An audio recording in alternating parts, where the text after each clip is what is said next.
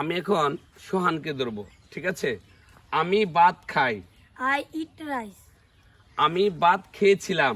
I ate rice. আমি ভাত খাবো। I will eat rice. সবাই হাততালি।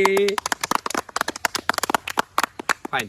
এখন আমরা যেটা আসবো সেটা হচ্ছে আমি ভাত খাই, আমি ভাত খাই না, আমি কি ভাত খাই, আমি কি ভাত খাই না, সেটা আসবে, ঠিক আছে? তাহলে আমি তোমাকে ধরবো। আমি ভাত খাই। I eat rice. আমি ভাত খাই না।